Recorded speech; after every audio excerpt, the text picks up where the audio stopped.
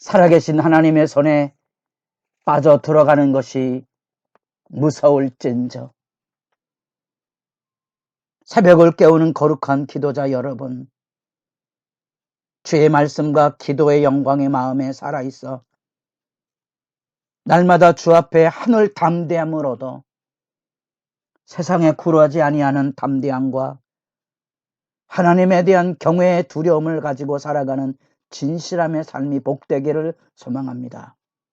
오늘 우리가 읽어갈 말씀은 다니엘 5장 17절에서 31절까지 하나님의 심판이 쏟아지는 벨사살 왕을 통하여 우리는 비로소 하나님의 주권, 하나님이 온 세상을 다스리고 계시는 영광의 임재를 이방 땅 어두운 현실에서도 하늘 등불처럼 만나보게 됩니다. 우리가 살아가는 삶의 자리가 비록 바닥을 살아도, 우리가 살아가는 삶의 자리가 고난에 무너지는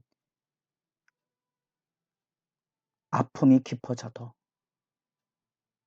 흔들리지 않는 하늘 등불의 진리를 붙들고 주님 앞에 살아가는 믿음의 견고함이 이런 말씀 앞에 새로워지기를 소망합니다. 이미 다니엘은 벨사살 왕 때에 이르면 7, 80세를 넘은 노인이 되었습니다. 느부갓네살 왕으로부터 시작이 됐던 신바벨론 제국은 영원히 무너질지 아니할 줄로 생각했지만 맥없이 메데파사의 다리오와 고레스로 인하여 무너지게 됩니다. 바벨론 제국의 운명을 같이 했던 다니엘의 증언은 그런 점에서 어두운 현실을 살아가는 우리들에게 지금 우리가 해야 할 일, 교회가 해야 할 일이 무엇인지, 그 하나님의 영광과 하나님의 진리에 대한 선지적 사명의 소중함을 새삼 깨닫습니다.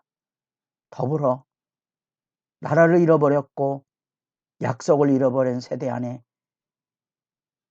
이방 나라 바벨론의 공직에 선택을 받았었던 다니엘을 통하여 선지적인 사명을 일깨우시는 하나님의 은혜의 역사를 우리도 기억하며 살아야 될 것입니다.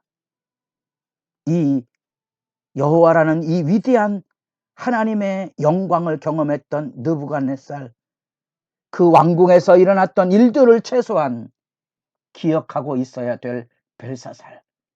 22절, 벨사살이여 왕은 그의 아들이 되어서 이것을 다 알고도 아직도 마음을 낮추지 아니하고 도리어 자신을 하늘의 주제보다 높이며 그의 성전 그릇을 왕 앞으로 가져다가 왕과 귀족들과 왕후들과 후궁들이 다 그것으로 술을 마시고 왕이 또 보지도 듣지도 알지도 못하는 금, 은, 구리, 쇠와 나무, 돌로 만든 신상들을 찬양하고 도리어 왕의 호흡을 주장하시고 왕의 모든 길을 작정하시는 하나님께는 영광을 돌리지 아니한지라.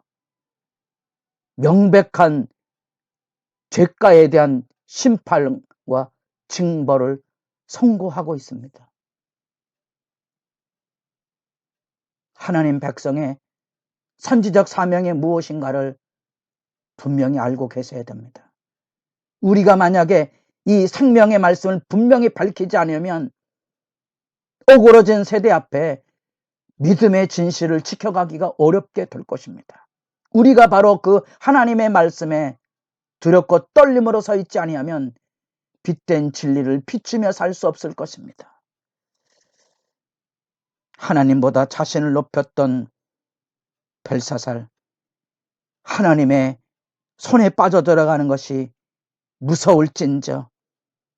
마치 로마서 1장에 나타난 이 하나님의 신성의 영광이 눈앞에 밝히 보이는데 그 하나님의 신성이 있음을 알고도 경배하지도 찬양하지도 아니하고 우상에게 절하는 세대에 대한 고발을 일깨우는 로마서의 메시지, 그 슬픔 보고 하나님이 자기를 찾는 자가 있는가 보려 하신 즉 없으니 하나도 없도다. 프란시스 셰퍼의 글, 거기에 나도 하나님을 찾지 못하는 죄의 책임을 우리는 얼마나 느끼고 있습니까? 드디어 왕의 모후를 통하여 다니엘이 벨사살 왕 앞에 서게 되고 이 선연한 심판의 선포와 더불어 그 글씨에 대한 해독과 해석이 이루어지게 됩니다. 역사에 대한 심판으로서 메데 다리오로 인하여 바벨론이 그날 밤에 무너진다는 사실입니다.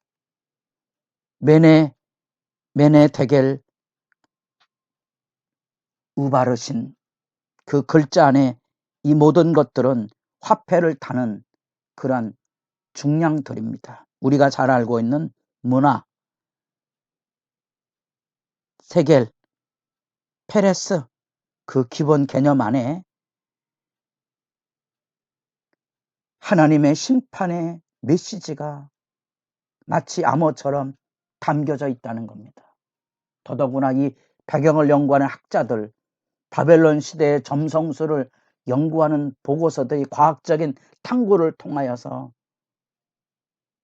시대가 조명이 되는데, 미국의 항공우주국에 이 시대의 역사를 비출 때 다니엘을 BC 2세기처럼 후대에 지나가는 역사로 전락시켰던 그러한 그릇된 신앙 연구에 대하여 반론이라도 제기하듯이 과학적인 발견들이 연대를 추정해 갑니다.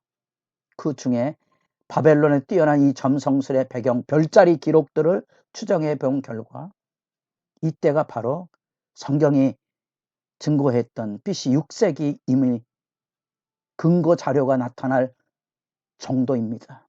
그때 바벨론이 무너지는 때 점성술의 하늘의 별자들이 연구되었는데 그 연구 자리에 천칭궁, 다시 말하면 저울 별자리가 있었다는 것입니다. 지나가는 얘기처럼 들려지지 않겠지요? 왕을 저울에 달아보니 고대 사회에서 그 하늘 저울 별자리의 세계 안에 바벨론 제국이 몰락한 그때가 과학적인 입증이 됐다면 이런 말씀들이 그냥 지나가는 것으로 이해되지 않을 겁니다. 우리가 성경 해석을 과학적인 근거를 가지고 이해하는 것은 그렇게 추천할 만한 방법은 아니지만 하나님의 말씀의 선연함에 대한 재확인을 좀 돌아본다면 하나님이 달아보실 때 부족하게 되었다. 하나님 앞에 이 다니엘은 그 진리의 말씀을 선포하고 있는 겁니다. 그래서 그 50년의 바벨론 포로기에 바벨론을 섬겨야 됐던 눈물 나는 여정 그 마지막까지 늙어 더 이상 공직에 있을 수 없는 상황에까지 불려 나와서 그때까지도 흔들려지 않은 꼿꼿함을 가지고 하나님의 심판을 지금 선포하고 있다는 사실입니다. 그 다니엘의 경건을 우리가 6장에서 만나보죠. 하루 3번씩 예루살렘을 바라보며 기도했던 신앙과 진실과 기도의 꼿꼿함이 그로 하여금 그 시대의 죄악을 담대하게 고발해낼 수 있었던 것으로 추론해 볼 수 있습니다. 이 세상은 진리를 외면하고 진리를 회방하려고 합니다. 오늘 우리도 끊임없이 하나님의 말씀을 없이 하려고 하는 악의 욕구를 가지고 있습니다. 내 뜻대로 살길 원하고 내가 높아지길 원하는 것 때문에 오늘날의 교회 안에도 악의 억압이 일상으로 일어난다는 사실을 여러분들이 분별해야만 하나님 앞에 거꾸로 칩니다. 알고도 경배하지 않는 이 패역의 현실은 우리 시대를 휩쓸고 있는 어둠의 실제입니다. 그러나 우리가 보기에 왜 악인들이 번성하는데 하나님은 침묵하실까? 그렇지 않습니다. 여기 역사 속에 살아있는 하나님의 손길을 보십시오. 바벨론이라는 거대한 제국도 하나님 앞에 세움을 받지만 무너진다는 사실. 철저하게 느부갓네살은 2장, 3장, 4장을 통하여 개인적인 경험을 통하여 그 하나님의 위대한 능력에 대하여 신앙을 고백하고 찬양하며 짐승처럼 내몰리는 일종의 정신병이나 혁명의 세력에 의해 일시적인 왕자의 쫓겨난 상황을 회복하는 과정 속에서 하나님의 위대하심을 알았지만 정작 그 사실을 알고 있어야 될 벨사살은 그 사실을 알고도 마음에 담지 않았던 거지. 그래서 하나님이 달아보실 때 이제 이 벨사살 왕뿐 아니라 바벨론 제국은 심판의 자리에 떨어지게 되었다는 사실입니다.